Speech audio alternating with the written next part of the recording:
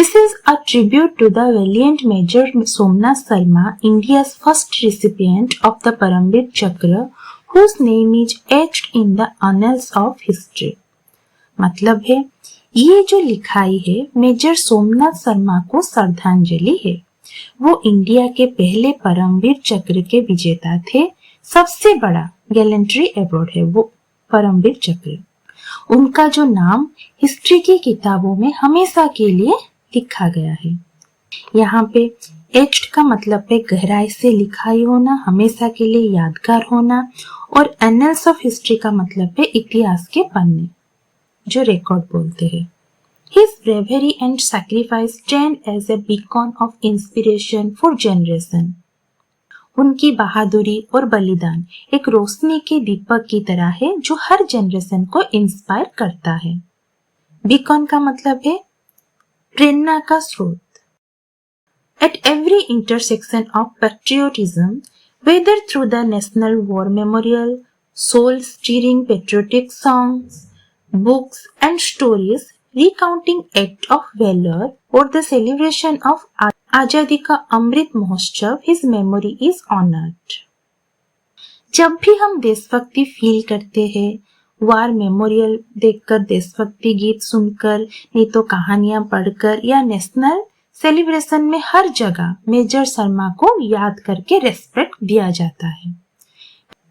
Velar मतलब वीरता, बहादुरी। Major Somnath Sharma legacy of courage and devotion to the nation remains forever alive, reminding us of the ultimate price paid for our freedom. उनकी लीगासी यानी विरासत कॉरेज and देशभक्ति की है जो हमेशा जिंदा रहेगी। ये हमें याद दिलाएगी कि आजादी के लिए कई लोगों ने अपनी जान दी थी। ये अल्टीमेट प्राइस था।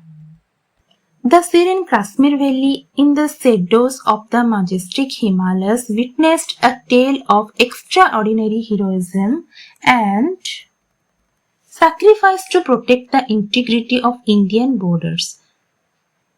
शांत कश्मीर घाटी हिमालय के नीचे असाधारण वीरता की कहानी की गवाह यहीं पर वडगांव की लड़ाई हुई है जहां मेजर शर्मा ने अपना बलिदान दिया है। The day began with the silence of a cold November dawn but ended with echoes of courage that served as an inspiration for generations to come. Meaning, सर्द नवंबर की सुबह शांत थी, लेकिन दिन के एंड तक वीर जवानों की बहादुरी की गूंज पूरी जनरेशन के लिए एक प्रेरणा बन गई थी। This is the story of Major Somnath Sarma and the brave men that he led on a mission to protect the Srinagar airport from falling into the hands of a guerrilla force trained and backed by Pakistan. ये major Somnath Sharma और उनके brave soldier की जो एक mission पर गए थे Srinagar airport को बचाने के लिए, ताकि वो पाकिस्तान के ट्रेन्ड और बैक्ड गोरेला फोर्स के हाथ ना लगे। This is a story of how 90 men managed to foil the plan of some 500 infiltrators who wanted to capture Srinagar and the Kashmir Valley and deliver a blow to newly independent India. ये कहानी है कि कैसे सिर्फ 90 soldiers ने 500 से ज्यादा घुसपैठिया, infiltrators मतलब घुसपैठिया के प्लान फेल कर दिए, जो श्रीनगर और कश्मीर वैली कैप्चर करने के लिए आए थे और नए इंडिपेंडेंट इंडिया को नुकसान पहुंचाना चाहते थे।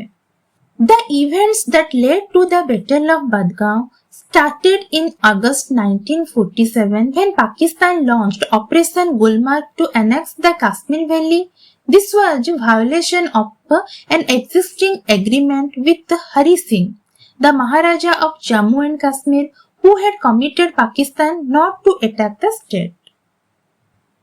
बदगांव की लड़ाई की शुरुआत अगस्त 1947 में हुई, जब पाकिस्तान ने ऑपरेशन गुलमार्ग लॉन्च करके कश्मीर वैली को अपने साथ मिलाना मतलब अनेक्स करने की कोशिश की।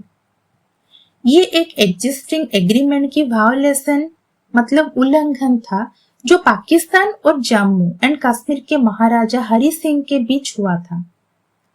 क्या हुआ था ना, जिसमें पाकिस्तान ने वादा किया था कि वो स्टेट पर अटैक नहीं करेगा, मगर however, instead of honoring the commitment, the Pakistani army trained and equipped around 1,000 invaders who possessed deep knowledge of mountain passes and the local terrain to enter Kashmir and take control of strategic locations, including the Srinagar airport. लेकिन पाकिस्तान ने अपना commitment तोड़ दिया। उन्होंने लगभग 1,000 invaders को train और equip करके भेजा, जिनको माउंटेन पासेस और लोकल टेरेन का डीप नॉलेज था, ताकि वो कश्मीर में घुसकर स्ट्रैटेजिक लोकेशंस जैसे श्रीनगर एयरपोर्ट पर कंट्रोल ले सके। The ultimate goal of their plan was to engineer a revolt in Kashmir, overthrow the government and capture the territory. उनका प्लान था कि कश्मीर में एक रिवोल्ट मतलब बगावत करना, गवर्नमेंट को गिराना और टेरिटोरी मतलब जो जमीन है उस पर कब्जा करना। If they had succeeded, it would have allowed them to control strategic mountain passes, peaks and rivers. अगर उनका प्लान सक्सेसफुल होता तो वो इम्पोर्टेंट माउंटेन पासेस, पीक्स और रिवर्स पर कंट्रोल कर लेते। On 22 October, Operation Gulmarg was launched and these infiltrators invaded Kashmir, which led to the princely state becoming a part of India on 26 October 1947. 22 अक्टूबर को operation Gulmarg start हुआ और घुसपैठियों ने Kashmir invade कर लिए। इसके बाद 26 अक्टूबर 1947 को princely state of Jammu and Kashmir officially India का पार्ट बन गया।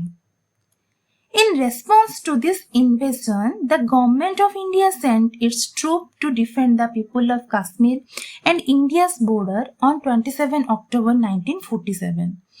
इस इन्वेजन के जवाब में भारत सरकार ने 27 अक्टूबर 1947 को अपना ट्रूप भेजे ताकि कश्मीर में लोगों और इंडिया की बॉर्डर्स की रक्षा की जा सके।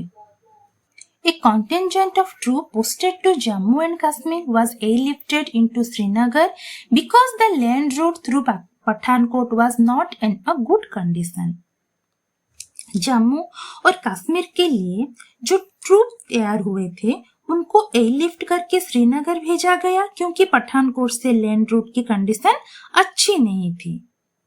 On 31 October, the D Company of the 4th Battalion of Kumaon Regiment under the command of Major Somnath Sharma was also flown into Srinagar. 31 अक्टूबर को कुमाऊं रेजिमेंट की 4th बटालियन की डी कंपनी जो major Somnath Sharma के under थी उनको भी श्रीनगर भेजा गया, मतलब एयरलिफ्ट करके भेजा गया। At that time, Major Somnath Sharma's left hand was in plaster, but he insisted on being with his company while in combat. उस वक्त मेजर सोमनाथ शर्मा का लेफ्ट हैंड प्लास्टर में था, मतलब चोट की वजह से, फिर भी उन्होंने इंसिस्ट किए कि वो कॉम्बैट मतलब लड़ाई में अपनी कंपनी के साथ रहेंगे। He knew that this mission would be very challenging and told his senior officers, I know my men better than anyone else, and if they are going into action, they are not going in without me. These words highlighted his commitment to his men and his country. उन्हें पता था कि mission बहुत challenging होगा। उन्होंने अपने senior officer से कहा, मैं अपना सोल्जर्स को सबसे अच्छी तरह जानता हूँ, अगर वो एक्शन में जा रहे हैं तो मैं उनके बिना नहीं रह सकता। और उनके जो ये वर्ड्स थे, ये वर्ड्स दिखाते हैं कि उनकी कमिटमेंट अपने सोल्जर और अपने देश के लिए कितनी स्ट्रांग थी। Before their arrival in Srinagar, there had been unfounded rumors of tribal movement toward the village of Badgaon, less than 5 kilometers away from the Srinagar airport.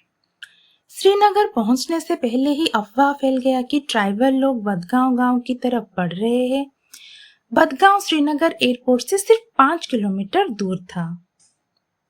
The village was on a higher altitude than the airfield and access was through the village. ये गांव airfield मतलब हवाई पट्टी से ऊंचाई पर था और एयरफील्ड तक पहुंचने का रास्ता इसी गांव से होकर जाता था. Hence, it was important for Indian forces to retain control of the area in order to protect troops and facilitate supplies arriving by air. इसीलिए इंडियन फोर्सेस के लिए इस जगह पर कंट्रोल रखना जरूरी था ताकि वो अपने सेना की रक्षा कर सके और हवाई जहाज से आने वाली सप्लायर्स सुरक्षित पहुंच सके. In reality, the enemy had started arriving in Badgaon in small group to avoid detection. हकीकत में दुश्मन जो है वो छोटे छोटे ग्रुप में बदगांव पहुंचना शुरू कर चुके थे ताकि कोई उन्हें पकड़ ना पाए. On 3rd November 1947, several companies including Major Somnath Sarma's D Company were sent to patrol and assess emerging threats in and around the village. तो जो 3 नवंबर 1947 को कई कंपनीज मतलब जो आर्मी यूनिट्स होते हैं जिनमें मेजर सोमनाथ शर्मा की डी कंपनी भी थी जो बदगांव और उसके आसपास पेट्रोल करने और खतरे को आंकने भेजी गई थी. Throughout the day, the valley was eerily silent. पूरे दिन जो घाटी था वो अजीब तरह से साइलेंट था जैसे कुछ होने वाला है. Around afternoon, the companies were ordered to return one by one. दोपहर के आसपास कंपनीज को ऑर्डर मिला कि वे एक एक करके वापस लौटे. D company with 90 soldiers was the last and they were expected to return by 2 p.m. D company जिसमें 90 सैनिक थे सबसे आखिर में थी. उससे उम्मीद थी कि वो 2 बजे तक वापस लौट जाएंगे. When the enemy tribal guerrilla invaders under the command of the Pakistani army saw that only a small group of Indian soldiers were left behind in Badgaon, they attacked them. जब ट्राइबल guerrilla invaders जो शत्रु पाकिस्तानी जो उनके commander Pakistani army को पता चल गया कि एक स्मॉल ग्रुप ही बाकी है बदगांव में इंडियन सोल्जर का, तब उन्होंने उन पर हमला कर दिया. Their initial attack was met with stiff resistance by Major Somnath and his men. उनका पहला हमला मेजर सोमनाथ और उनके सैनिकों ने मजबूत रेजिस्टेंस मतलब कड़ा विरोध से रोक दिया. However, Major Somnath correctly visualized that the first attack was just a distraction. लेकिन मेजर सोमनाथ ने समझ लिया कि ये जो पहला सिर्फ एक डिस्ट्रैक्शन मतलब धोखा का था. Shortly thereafter, a major attack came from another side. थोड़ी देर बाद असली बड़ा अटैक कुछ दूसरी तरफ से होने वाला है. By then, Major Somnath Sharma and his 90 soldiers were facing about 500 invaders. तब तक मेजर सोमनाथ और उनके 90 सैनिक लगभग 500 दुश्मनों का सामना कर रहे थे. The Pakistani invaders sought to capture the Srinagar airfield and its surrounding area. Pakistani invaders जो श्रीनगर एयरफील्ड और उसके आसपास का इलाका कब्जे में लेना चाहते थे. It was clear to Major Somnath Sharma that defending Srinagar town, the airfield and the wider valley was indeed difficult until reinforcements arrived. Major Somnath Sharma को साफ समझ में आ गया था कि श्रीनगर टाउन, एयरफील्ड और पूरी वैली को डिफेंड मतलब बचाना बहुत मुश्किल है जब तक रेनफोर्समेंट्स मतलब अतिरिक्त सेना ना पहुंचे. After assessing the situation he requested air strikes. हालात को देखते हुए उन्होंने एयर स्ट्राइक्स मतलब जो हवाई हमले की रिक्वेस्ट की. He bravely laid out ground panel to guide the aircraft toward their target. उन्होंने बहादुरी से ग्राउंड पैनल्स मतलब जो जमीन पर निशान लगाए ताकि एयरक्राफ्ट को टारगेट की सही डायरेक्शन मिले. The aerial attack was successful in hitting the tribal invaders, but they still outnumbered D Company by almost 7-1. The attack on the position occupied by Major Somnath's men continued. हवाई हमले दुश्मनों पर successful रहे, लेकिन फिर भी D company की तुलना में दुश्मन 7 गुना ज्यादा थे। इसीलिए मेजर सोमनाथ की पोजीशन पर दुश्मनों का हमला जारी रहा। यहाँ पे आउटनंबर्ड मतलब बहुत बड़ा सेना। Vastly outnumbered and facing devastating fire, Major Somnath Sarma and his men stood resolved. संख्या के बहुत कम होने और भयंकर गोलीबारी झेलने के बावजूद मेजर सोमनाथ शर्मा और उनके सैनिक डटे रहे। रिजोल्यूट मतलब डिटरमाइंड मतलब डटे रहना। The air was thick with the sound of gunfire and the cries of battle, but Major Somnath Sarma's voice cut through the chaos, urging his men to fight with tenacity and valor. हवा में गोलियों की आवाज और युद्ध की चीखें गूंज रही थी, लेकिन मेजर सोमनाथ शर्मा की आवाज चाओस मतलब अराजकता को चीरते हुए गूंज रही थी। वो अपने सैनिकों को हिम्मत देते हुए और बहादुरी, वेलर मतलब बहादुरी, टेनासिटी मतलब हिम्मत से लड़ने को कह रहे थे। Despite heavy casualties and his own injuries, Major Somnath Sarma displayed unparalleled bravery. भारी नुकसान, कैजुअलिटीज मतलब भारी नुकसान, और अपनी चोटों के बावजूद मेजर सोमनाथ शर्मा ने बेमिसाल अनपैरेलल्ड बेमिसाल बहादुरी दिखाई। He moved fearlessly through the battlefield, directing fire, filling magazines for his gunners and encouraging his men to hold their ground. वो बैटलफील्ड में बेखौफ घूमते रहे, सैनिकों को फायरिंग डायरेक्ट करते, गनर्स के लिए मैगजीन्स भरते और अपने सैनिकों को अपनी जगह मजबूती से टिके रहने की मोटिवेट करते रहे। However, as the battle progressed, D Company began running out of ammunition. लेकिन जैसे जैसे युद्ध आगे बढ़ा, डी कंपनी का एम्यूनेशन मतलब जो गोला बारूद खत्म होने लगा। When Major Somnath Sarma informed brigade headquarters about this, he was asked to pull back. जब मेजर सोमनाथ शर्मा ने ये बात ब्रिगेड हेडक्वार्टर को बताई तो उन्हें पीछे हटने का आदेश दिया गया। Aware of the gravity of the situation, he responded with the words, "The enemy is only 50 yards from us. We are heavily outnumbered. We are under devastating fire. I shall not withdraw an inch but will fight to the last man and the last round." हालत की गंभीरता को जागते हुए उन्होंने जवाब दिया। Gravity मतलब यहाँ पर गंभीरता होता है। दुश्मन हमसे सिर्फ 50 यार्ड्स दूर है, हमारी संख्या बहुत कम है, हम पर भारी गोलाबारी हो रही है, मैं 1 इंच भी पीछे नहीं हटूंगा, आखिरी सैनिक की आखिरी गोली तक लड़ूंगा। Just a few minutes later, when he was crouched in a trench next to machine gun operator, in order to help him load the gun, his position was hit by mortar shell, killing him instantly.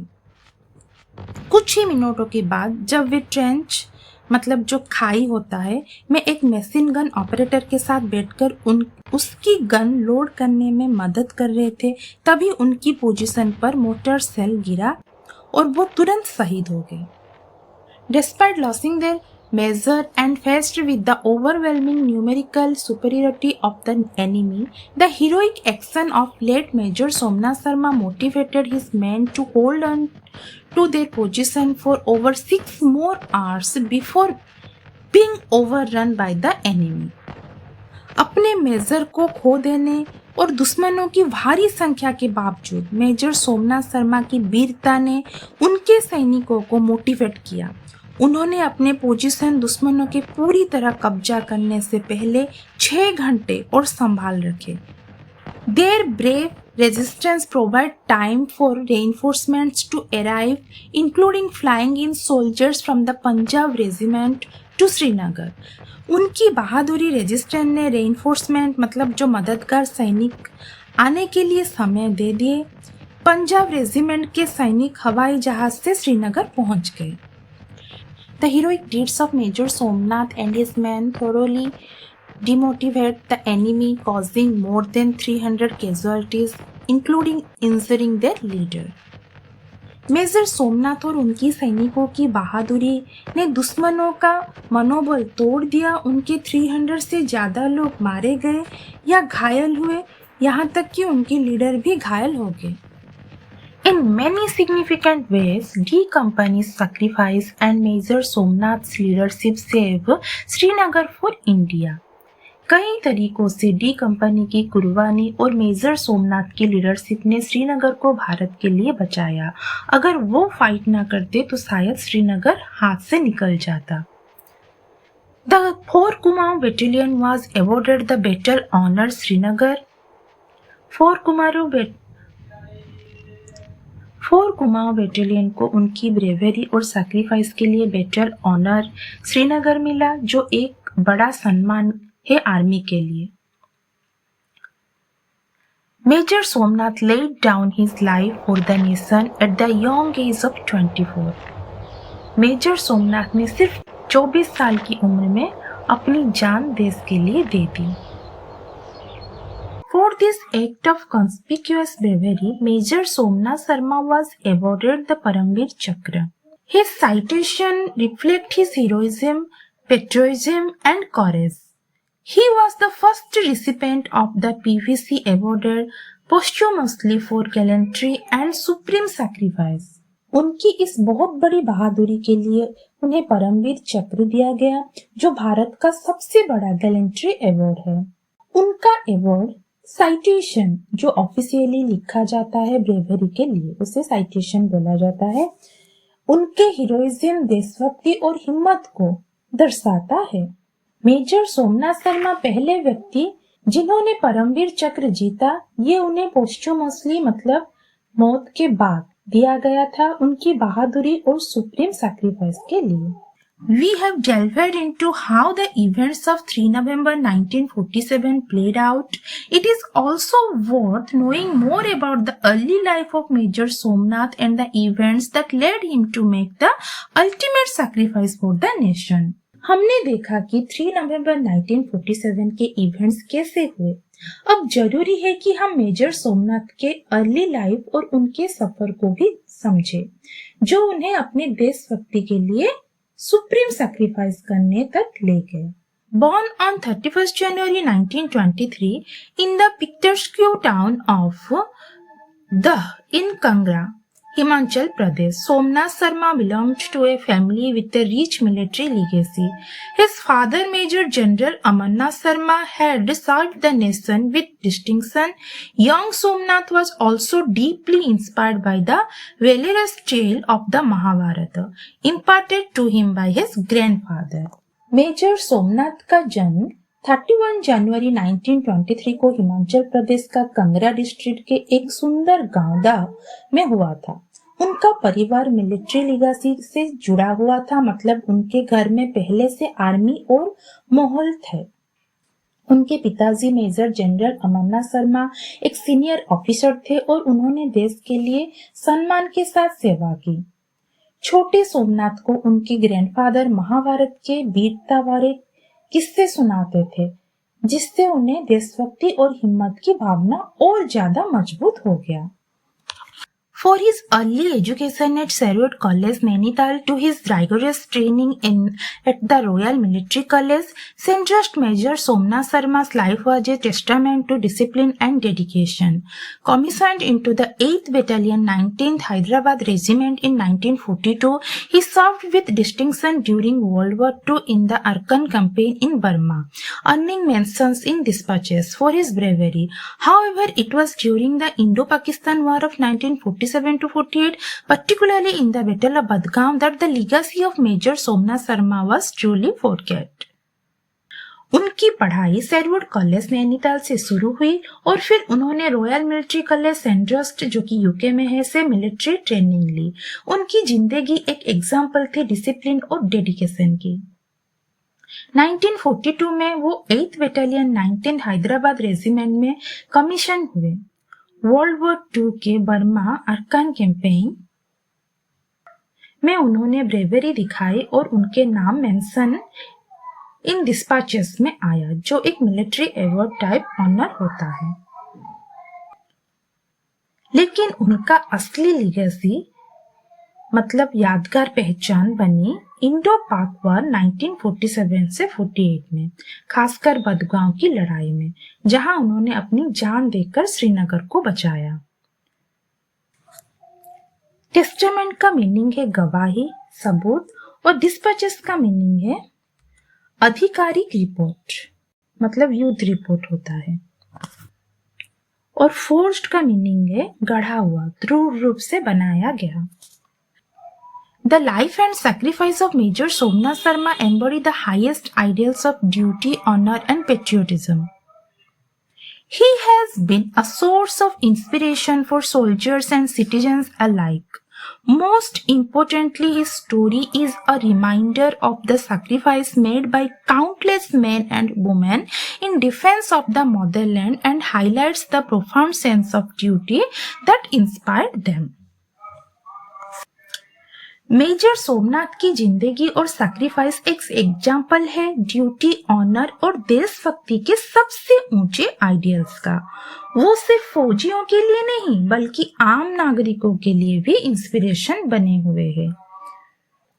सबसे important बात यह है कि उनकी कहानी हमें याद दिलाती है कि कितने सालों से हजारों जवान और महिलाएं देश की रक्षा के लिए अपनी जान दे चुके हैं।